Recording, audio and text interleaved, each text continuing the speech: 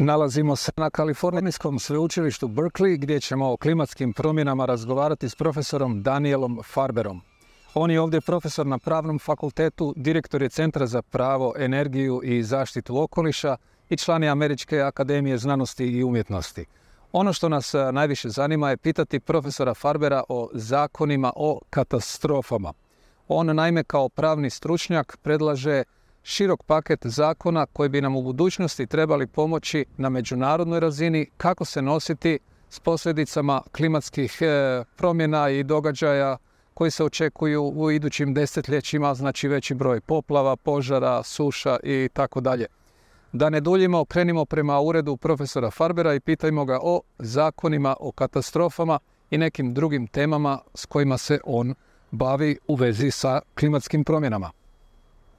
Professor Farber, thank you for being with us today.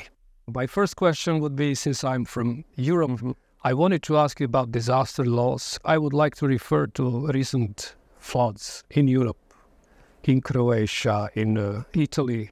So scientists are saying that those are connected to climate change. Yes.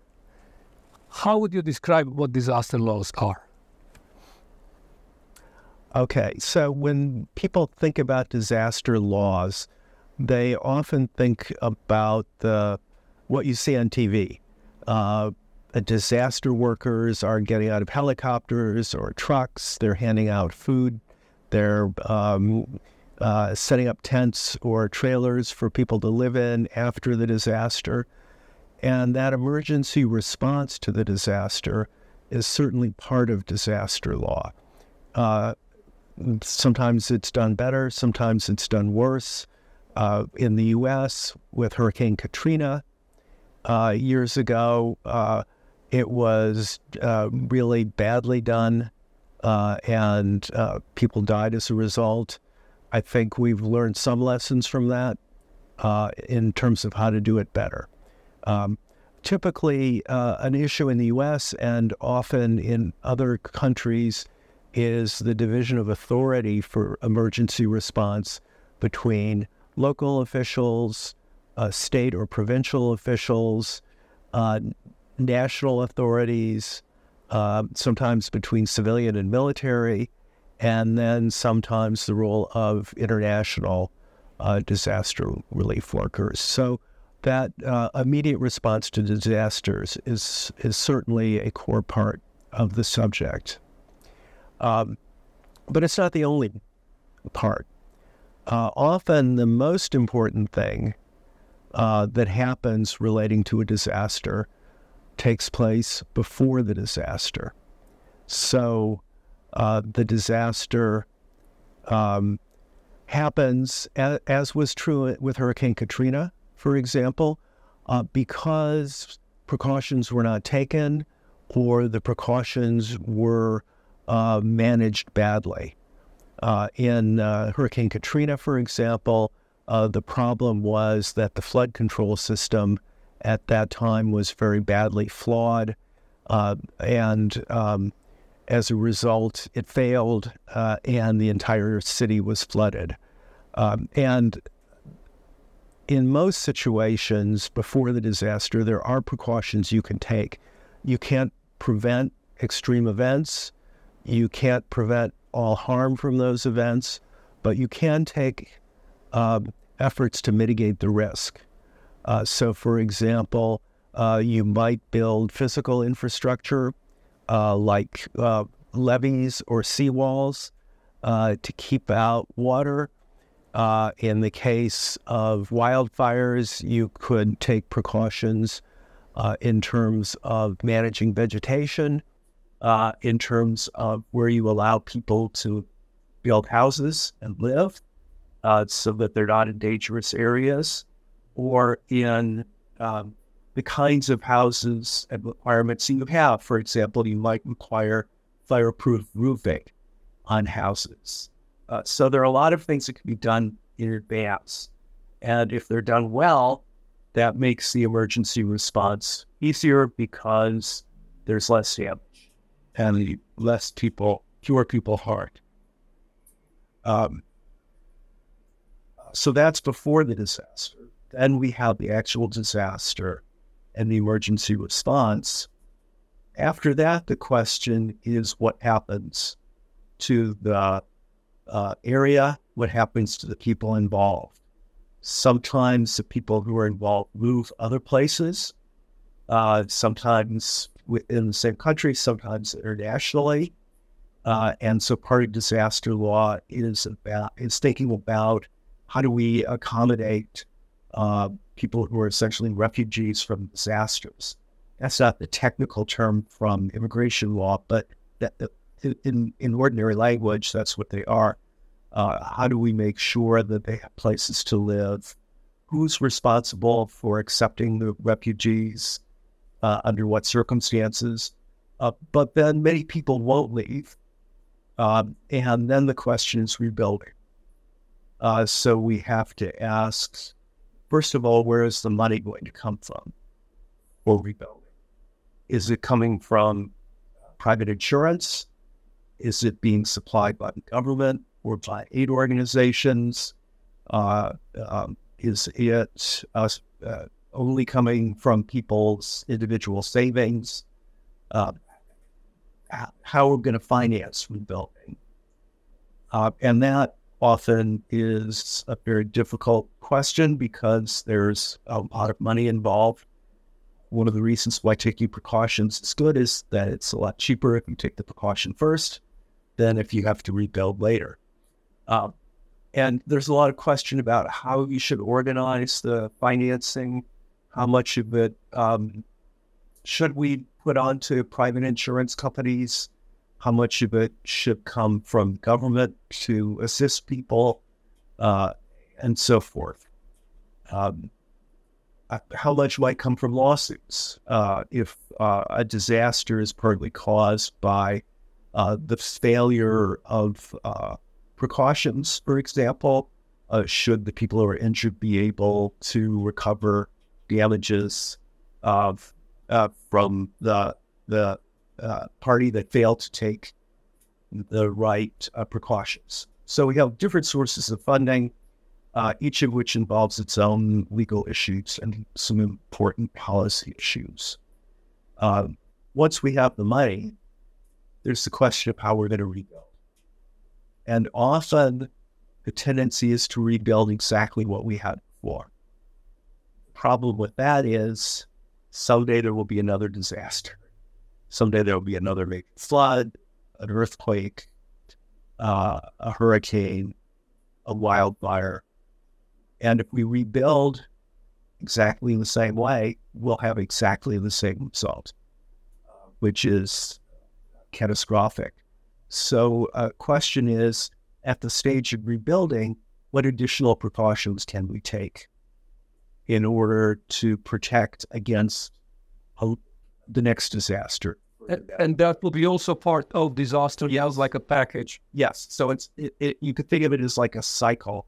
We're starting with the actual disaster, the emergency response, the financing, the rebuilding, and then sometime later, another disaster would go all the way around the circle. Do you see like a movement in that direction, either in the US or somewhere else in the world? I think most countries do all of those things, but I think historically, we often don't think about them together as a package the way we need to. For example, we think about the emergency response, but we don't think enough about the precautions. Or we think about compensation, but we don't think how that will affect the kinds of precautions people will take beforehand. If they know that they will get compensated, they will take the same precautions. So I think there is a trend toward trying to think about those in a comprehensive way, but it can be difficult. They may be assigned to different government agencies. They have different politics connected with them. And it's easier to just make decisions when events happen instead of planning ahead of time. It's easier, but also it's worse. You mentioned Hurricane Katrina, which was called the worst insurance disaster, worse than 9/11, which means that insurers were, as companies, were very unhappy because that was a big shock for them. And I wanted to ask you about the management of disasters that includes politics and private companies. And recently, there is news that also some insurers will stop insuring some housing in California because of threats of future climate change events. Would you comment anything on that relationship between politics and private capital, private companies? Yes, I think that's been an issue in many places. From the point of view of a private company, there are two big problems with disasters. One is if, especially in a situation where we have climate change, other things going on, it may be hard for the private company to know how big the risk is. And they need to know that in order to decide on the premium to charge. So every time there's a really huge disaster, we find companies pulling out of the market or pulling back until they can change their models and try to figure out how much they need to charge. So that's one problem.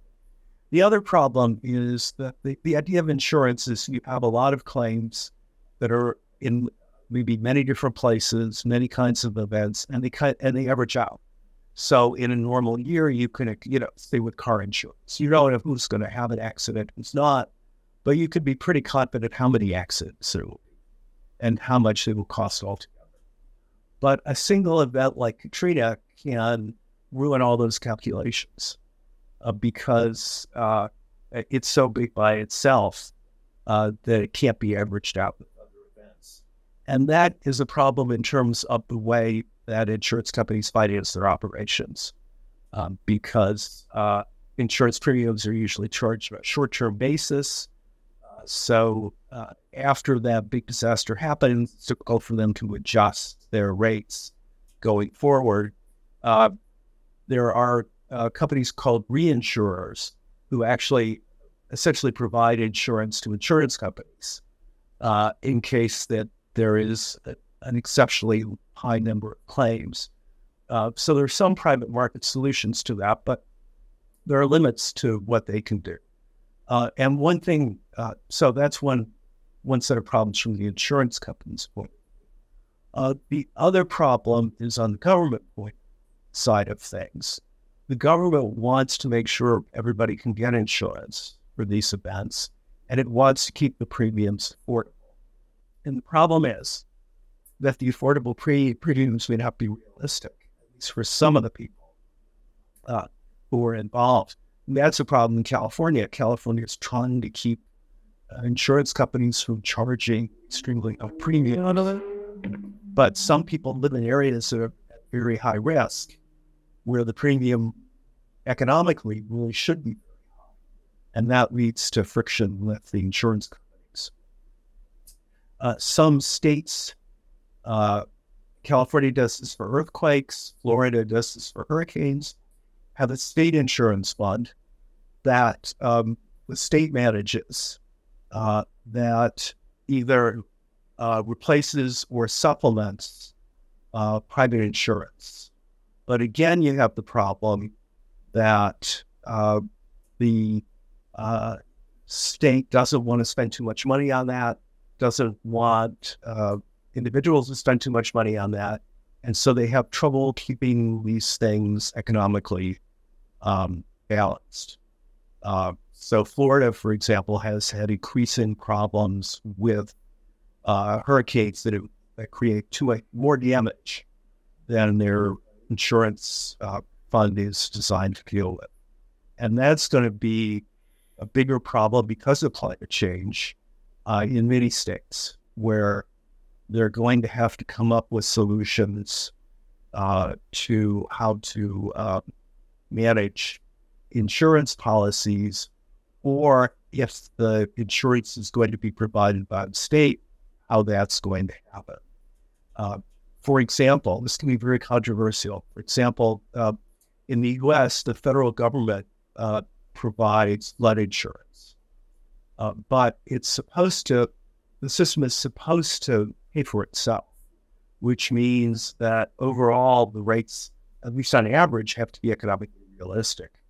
The government just released new rates for individual homeowners, and the result is that in some places, partly because of climate change, partly for other reasons, the risks have gone up dramatically, and the premiums might get 10 times as big or more.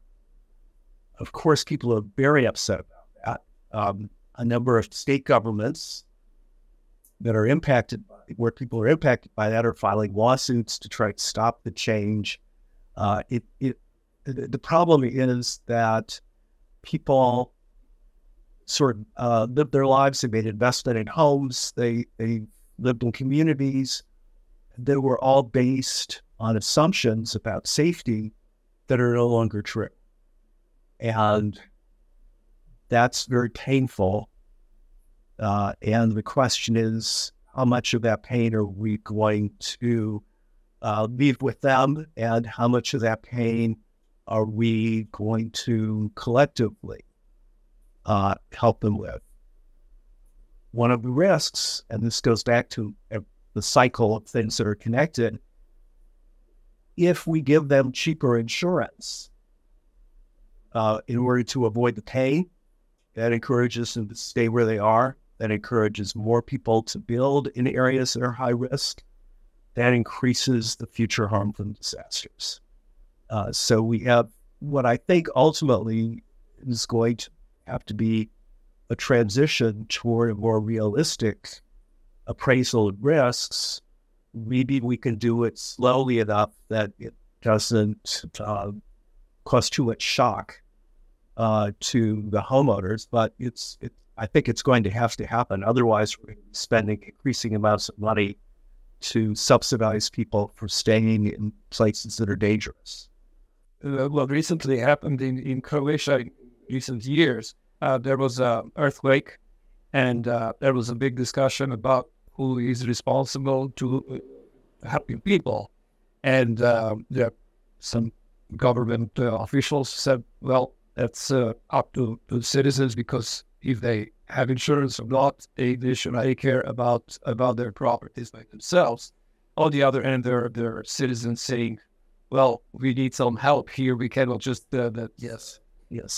And it's very difficult after a disaster has happened to tell people that we don't care.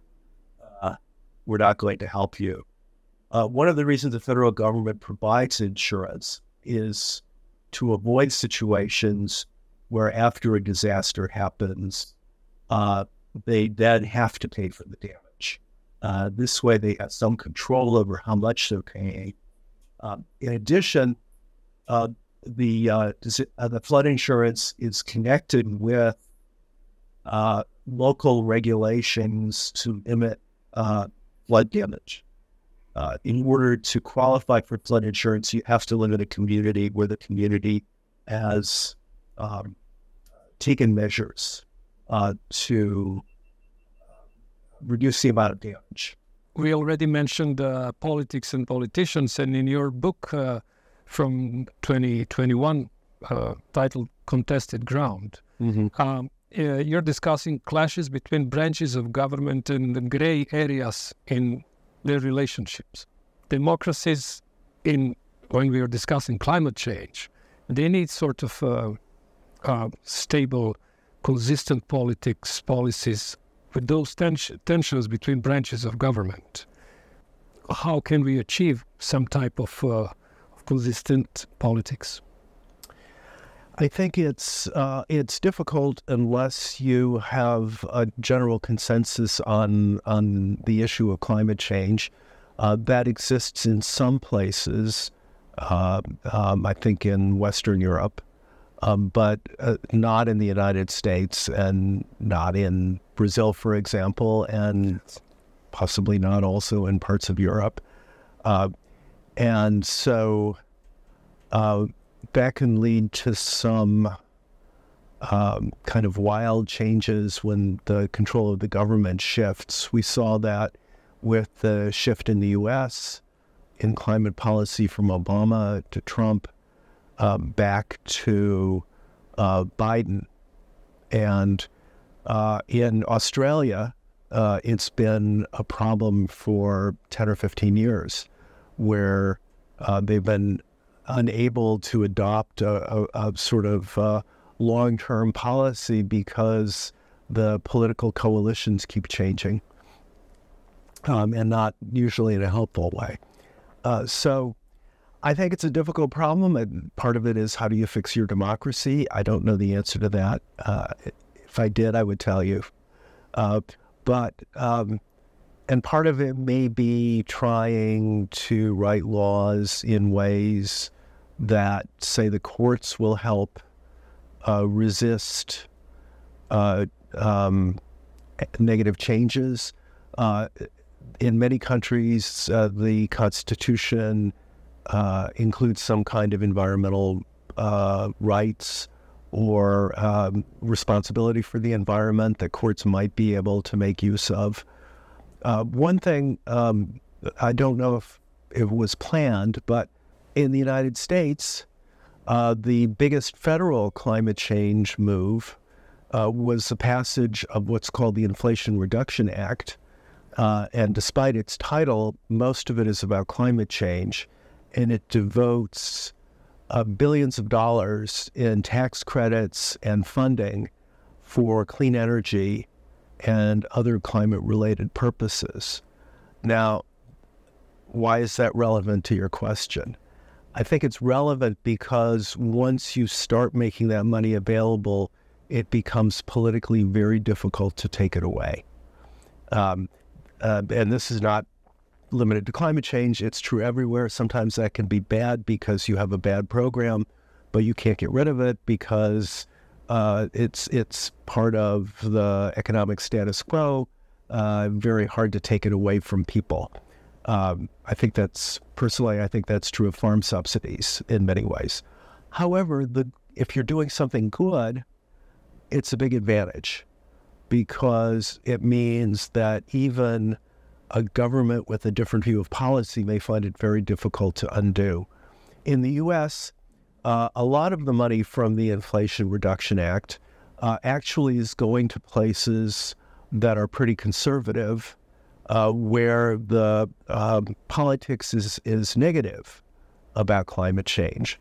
But we're seeing billions of dollars investments in new factories to build electric vehicles, new factories to build car batteries, in new renewable energy projects, all of this in places that are not naturally favorable to climate change.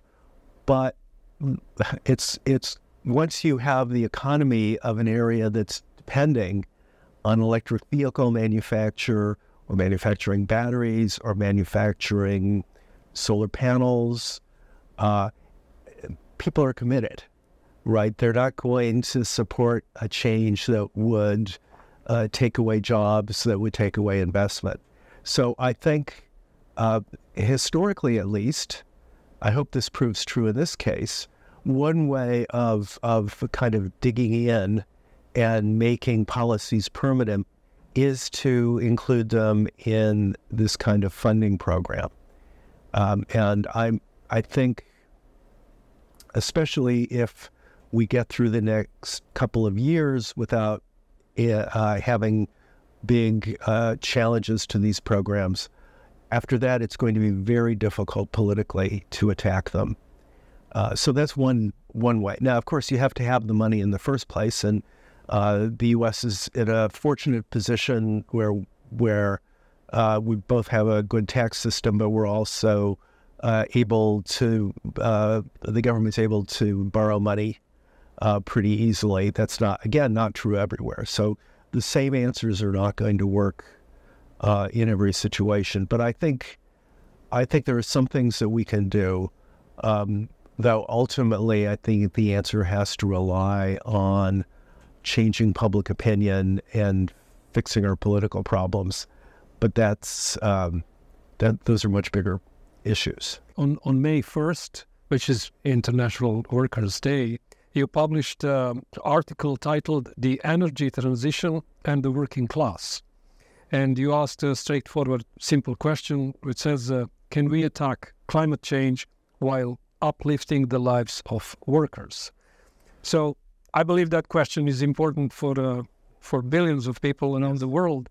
So how to convince public, which is working class, right? How to convince them about those necessary changes that you're recommending?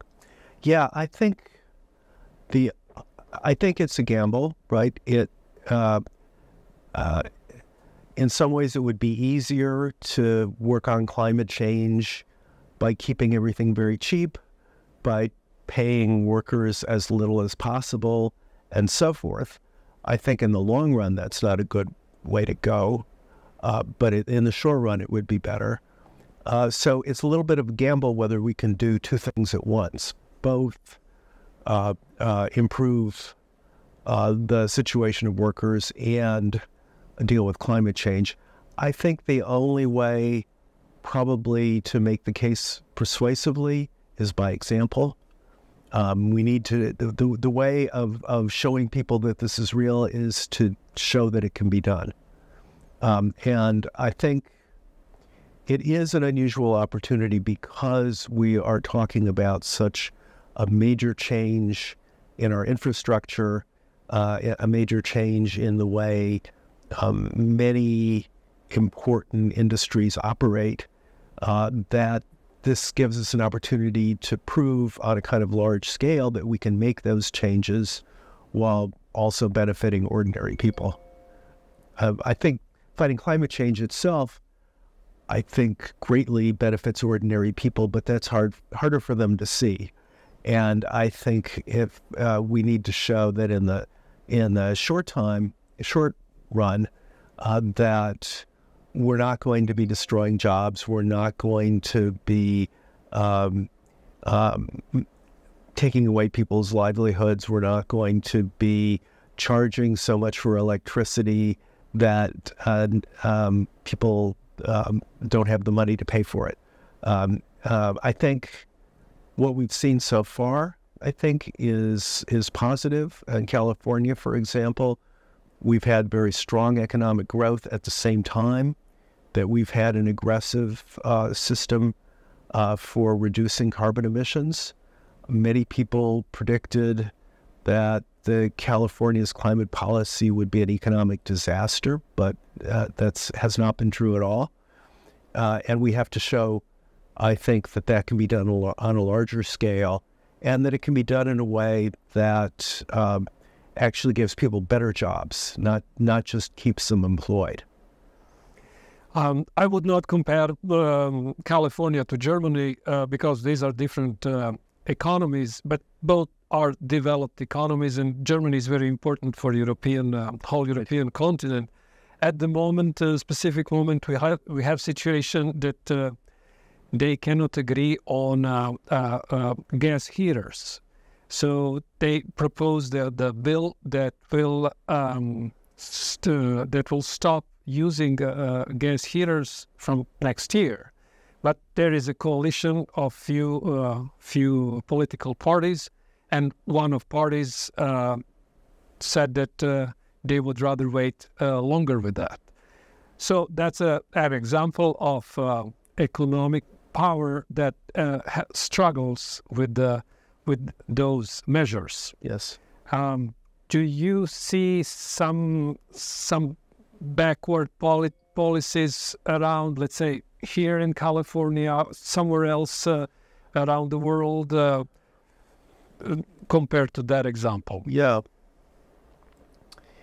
I think in the real world of politics, there will always be compromises. The Inflation Reduction Act, for example, in order to pass, had to make some accommodations for fossil fuels, for